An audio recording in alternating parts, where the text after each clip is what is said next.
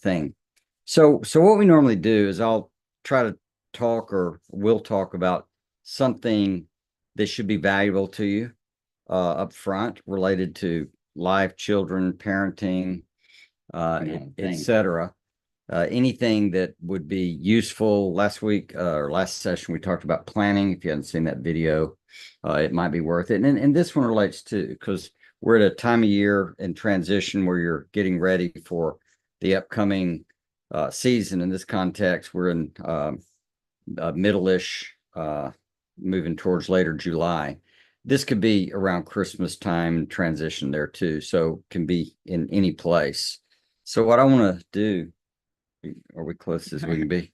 Just make sure this works. All right. So what we want to do, I want to talk to you about how to really understand your child, because a lot of the challenge that you have and I have with human beings is that we don't really understand what's going on in them. And just think about that. If you really could understand what's going on, everything would change, because you'd have an opportunity to actually figure out something better. So just think about the problems you've got. When a child is upset, they don't want to do school, they don't want to do math or something like that. It's a common thing. And they're battling with that, and they're fighting with you. And when you're sitting there going, why are you so upset? Or we don't pay, whatever you're doing, but why? But you're not getting at why. And there's a reason for it. So you just keep saying why you shouldn't be. And that doesn't really usually win the day. But it's not just that. Like, what other examples, Jody? Involve Jody here. This would be fun. Well, I think we make, I don't know. He has notes. We make guesses. I think we make guesses without really finding out. Well, no, I mean examples. So what kind of things does this run into that we do? I mean, what kind of problems does it cause when you don't know what's going on with the child? Like you said, you make guesses. Like, what's an example? You make a guess and you'll go in a direction. Okay, if they're not getting their stuff, their work done in a timely manner. And it could be for a lot of different reasons, but I think we hone in on usually one or something. But it could be also just things like, okay, why did you not do your assigned chores? Right. And if you guess, let's take some. So what I'm saying, like practically real life examples, so people identify with what we're talking about. If you think your child is not hates math because they hate math, and there's some psychology in them that hates math, they don't have a math chip, they're not good at it, you'll then be prone to go in a direction to make it easier for them, or try to sympathize with it, try to get them through, and you can perpetuate a problem with it. And there may be something else going on with math. It could be, I mean, one of ours was a comparison thing with a younger brother. I think part of the struggle, honestly. Yeah, if you thought the answer was that you're being lazy, then you're going to have a different solution in your head. If you think that the reason they're not doing something is because they're just defiant, that's going to be a different reason, different way that you're going to deal with it, instead of finding out what exactly it is going on with them. Yeah. So in any direction you go, it can, you can create a challenge. So let me try to explain a little more of how this works. Trying to make sure our YouTube stuff's set up and working, but it'll catch on in a minute. So here's what I'm wanting to aim at is, kids get upset with completing things. They can get upset with schoolwork, but it's not always upset. But it is where the challenge is. Why are you behaving this way? And if you could understand it, you can do something about it. And by the way, it goes for friendships and marriage and all kinds of stuff. But there's a problem multiplier, and Jody, not seeing my notes, already hit on it. And that is, your guess or your theory multiplies the problem. And so I was trying to think of an example, and I'm thinking about, if you misdiagnose what's going on, you can't help but misprescribe the solution, right? So I may have shared this example before, but it just popped in my mind about, I guess it was Brooks, could have been Tripp, I can't remember. But one of the kids, one of the boys, we were at the lake cabin on a vacation back east, and the little guy, the toddlerish, was complaining about his hand, something, and so we're looking for splinters and other stuff, and couldn't figure out what was wrong. And if he had bumped something, been stung, we didn't know, but it didn't show anything. And so we said, get over it. We didn't know what to treat it with. We might I don't know, put anything on it or what. We were mainly looking for splinters because it's an older cabin and there was a lot of splinters. So we were pushing on his fingers and looking and pulling, washing them and looking, get the tweezers out. And and it was a like I said, toddler, wasn't speaking yet, child, could walk but couldn't talk. Exactly. And it turns out he had put his hand on the barbecue grill and burned it. Just the tips of his finger. Yeah, just tips his finger. We didn't, I mean, he quickly learned not to, but then knowing that would dictate a different treatment. What are you going to say? Yeah. Yeah. So then we could understand, it's a burn, ice, and, maybe some salve, something like that. That's the game. If you can understand what's going on with your child, everything can change. But what multiplies it is you're guessing. So you guess, you decide, what they need. I watch moms all the time, moms especially, dads too, that think, their kid's upset, they must be hungry. And so they overfeed them because it's not always hunger. It could be something else. Sometimes they need to sleep. Sometimes, yeah. So when you multiply, you create a theory instead of knowing, you're in trouble. So here's the key. If you want to really understand your child so you can plan the year and help them through their challenges, etc., you need to realize that the solution is logic. Okay. It's maybe painful. Anybody can learn it. You're already wired for it. But when I say logic, I mean the phrase, what makes sense. So what happens is human beings operate this way. They do what makes sense to them. You may go over that again. Okay. So what they do is they do what makes sense to them. So if you see an action in somebody, you can be pretty confident that it makes sense to them, because doing something that doesn't make sense to you is kind of an absurdity that deals within logic. They call the law of non-contradiction, but it's just absurd. So people do what makes sense. They also, their emotions, not just their actions, are experienced because it makes sense to be upset or to be happy or whatever it is, mad. Yeah. And so they're driven, reactive to what makes sense. So you can find out what makes sense to them. Everything changes. An example I thought of as I was reflecting on this would be, I'm not pushing my views on you. I'm just saying this is an example. So in the Bible, in 1 Thessalonians 4, it has a phrase in there. It talks about people who die. It says in Christ won't precede those who live toward the end. And what it means is basically everybody in eternity is going to get to see each other. So we're going to be restored to loved ones. That would be a Christian view or understanding of eternity of those who are in the Lord. So it makes a statement there that you remember this so you don't grieve as those who have no hope.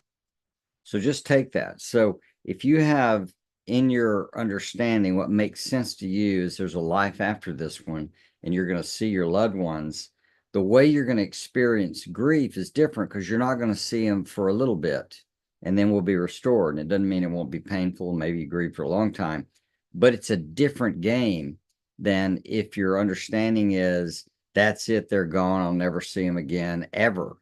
And then I'll also never again. And maybe they figure out there's comfort because they won't exist or something like that. But if you think that way and you lose somebody that you cared about and you'll never see them again, then you have no hope, because hope is about possibility. And so just that way of thinking totally affects the way you experience the loss of a loved one. And it's just an example. So we talk about paradigms and mindsets and mental models and all the rest. I think a simpler, easier, saner way to do it is just talk about what makes sense.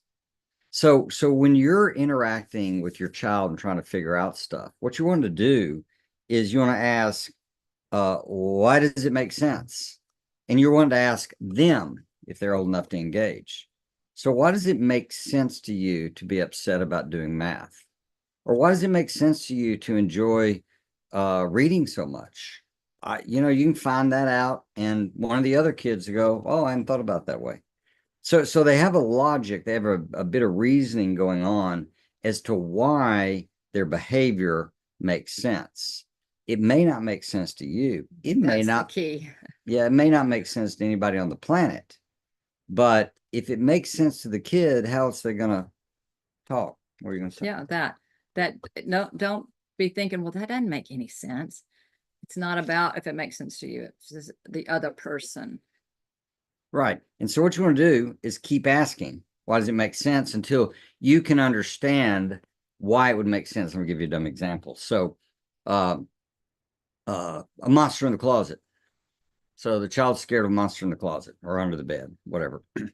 And so what you're doing is what we tend to do is there are no monsters, go to sleep or something. Oh, or maybe the other scream, oh, poor thing. I know it'd be scared. Come sleep with mommy and daddy, you know. And so there's kind of the challenge. But what will cure it is if you start asking,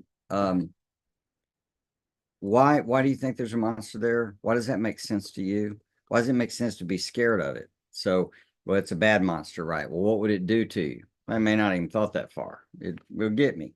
And what will it do when it gets you? And maybe they tell you, maybe it's going to tickle me. I don't know.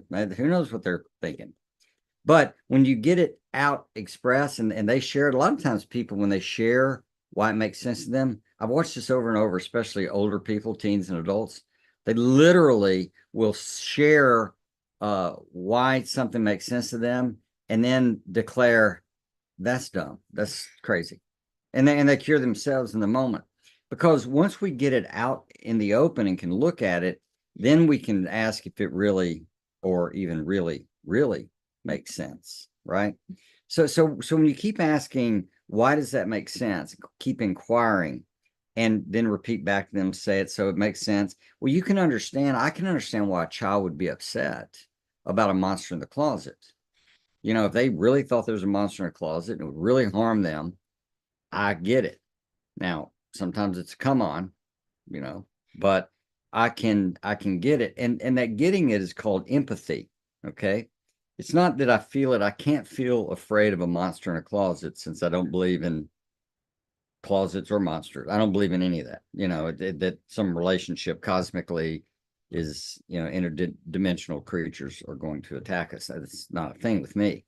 So I can't sympathize, but I can empathize, which is I can know if I thought that way, man, I'd be upset too. But the moment you understand that, what their logic is, you can change it. So I'll give you a couple of, in fact, it gives empathy, it gives clarity, and it gives strategy. So you empathize and they feel heard, which is a help.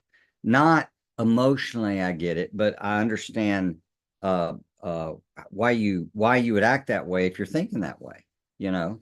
And so you have clarity there, and then you can build a strategy. I can remember a couple examples. I had a child at one point that wasn't eating meat. Long story short, it finally came out from this person that they weren't eating meat because they thought animals had souls, and if they didn't eat meat, it kept animals alive, from Bambi or something like that.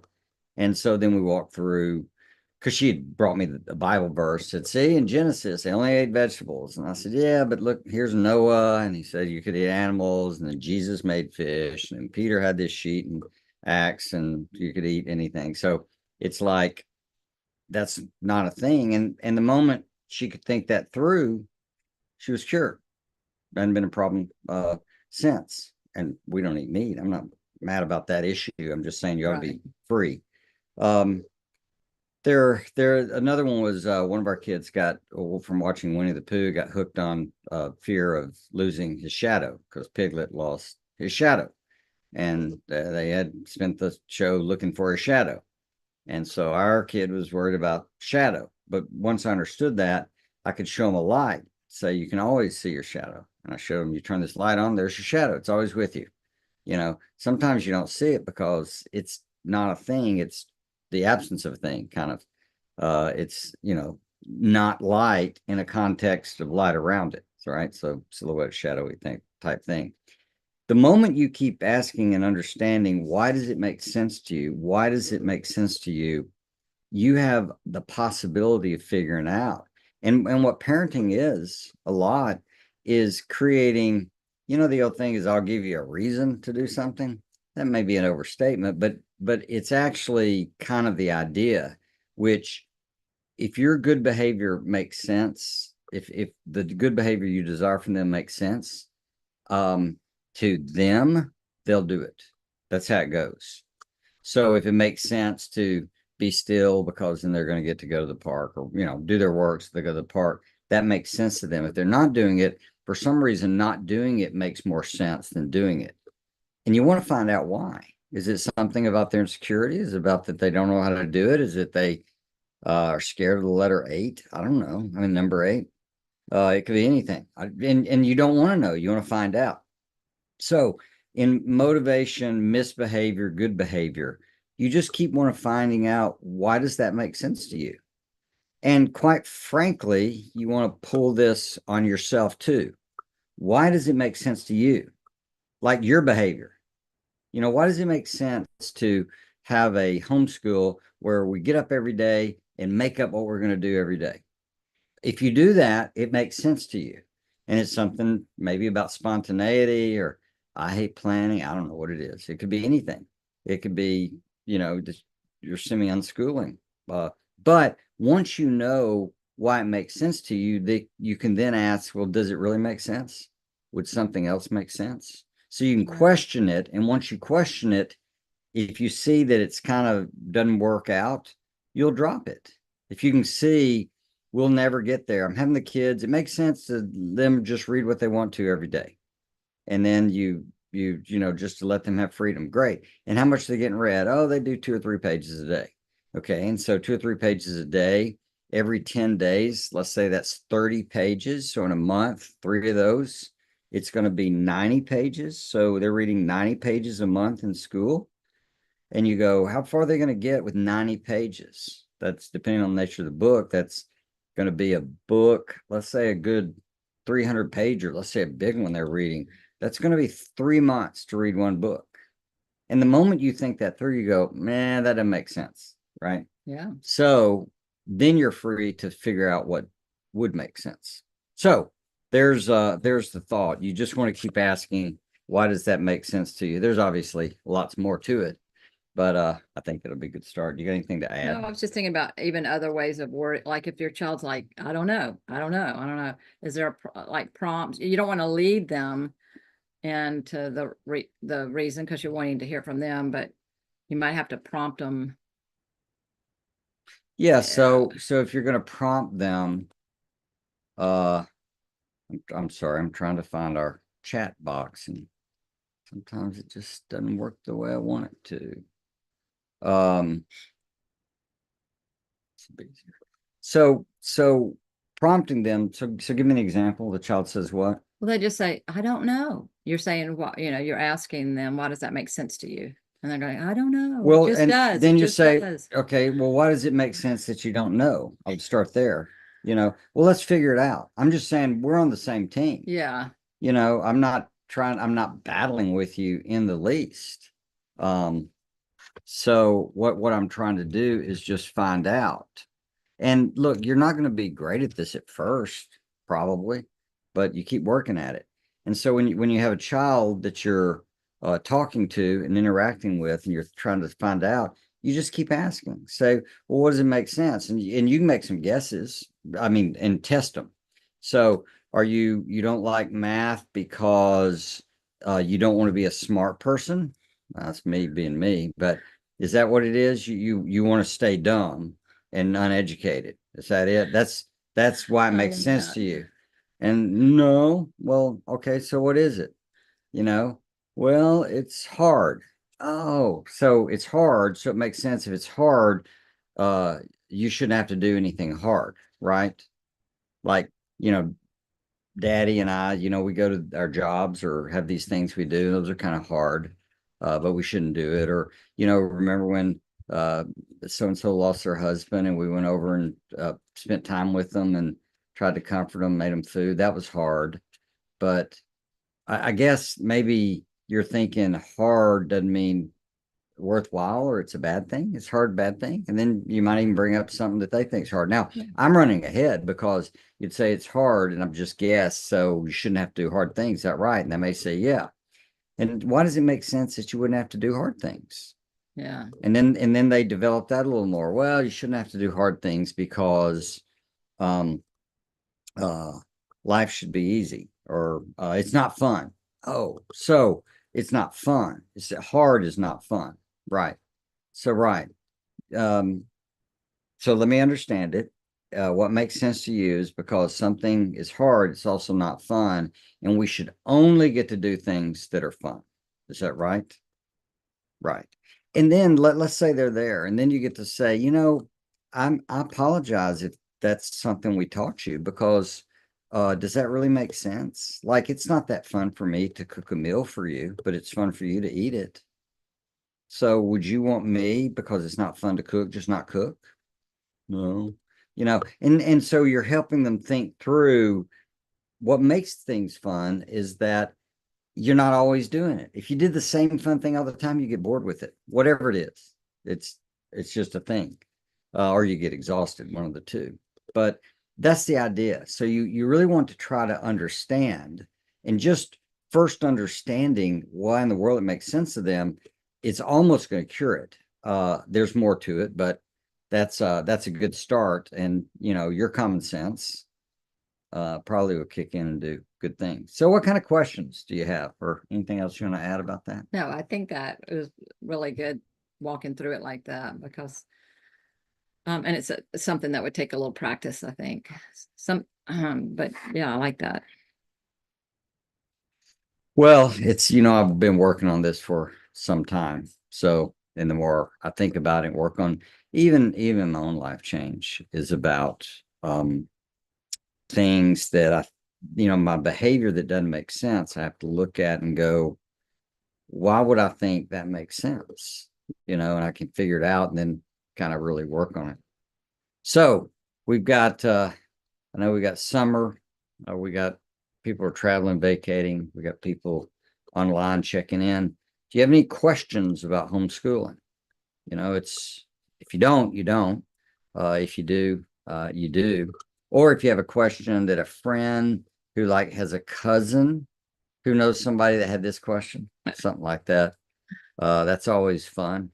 I was recently in a debate setting and filming in California on homeschool versus public school. We'll make that link available when the video comes out. But it's quite an interesting debate.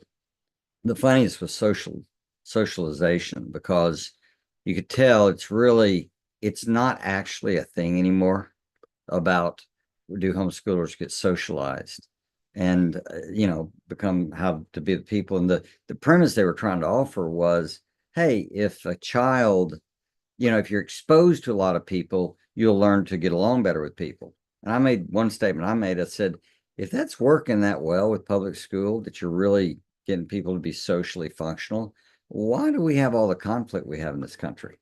Because most of the people came through the public system. And that was a little bit of a stumper. And it's because I said, you're worried about isolated people. Homeschoolers aren't isolating themselves. Maybe somebody is. But if you go to school, you'll find isolated kids there too. And this is part of suicide rates and others rising because in schools, you've got the same, you still have cliques and groups and I don't know, preppies and emo. I don't know what they are now, whatever they're called.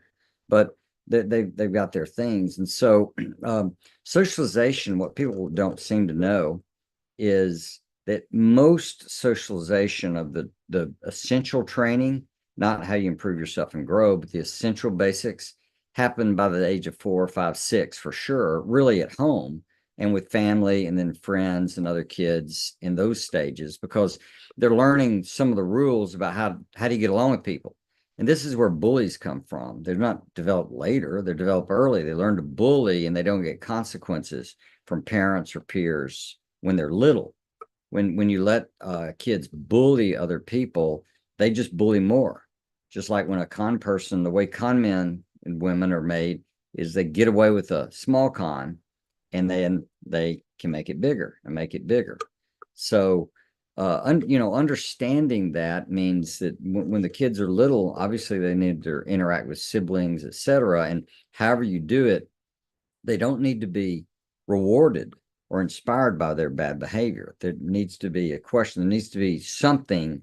As I think people like to say nowadays, there needs to be a consequence. But it's for learning. They just learn. You can't go around beating people and grabbing things from it and pushing people down and whatever else. Biting. Yeah, biting, whatever it is. That's the nature of the game. So there's the story. All right, I'm not seeing questions, and I know it's this time of year, but I don't think I'm obligated to ask them. If you got a question that pops on in your head, let us know. But otherwise, we'll be here next week, and you can email us questions. We sure like this passed along. But I do want to iterate that I think this lesson about trying to understand why things make sense to your kids is huge. Yeah, as you were saying also, or your husband, or your spouse, Yeah. or your friend, or Yeah. because like you said, even just for the empathy's sake is wonderful. Yeah. Asking your spouse something as simple as, so what does it make sense? You don't want to go to the party, that you promised to go to. You don't want to go see your parents. Let's make up one. Why does that make sense? And you can find out, because if it makes sense, it might make sense to you. Or as they process it, they may discover, it doesn't make sense. The kids need another grandparents or something like that. I don't know. But it's truly magical. And I don't know why. I think we're so psychobabbly in this world. We got so much psychology in our head and so many assumptions. If we do this and a kid turns out bad and whatever, and it's just not that. Well, we have the subconscious that's driving us. You don't really have a subconscious. You have a sublogic. You really just have ways you've figured out how life works or what makes sense to you, and what makes sense to you keeps driving your behavior. And if you can make better sense of stuff and let go of falsehood and embrace more truth, you'll find you can cooperate with reality way better. So anyway, it's been loads of fun. I hope you find this helpful. We be back, if we will be back, but collect more questions, mail them to us, and we'll address them together.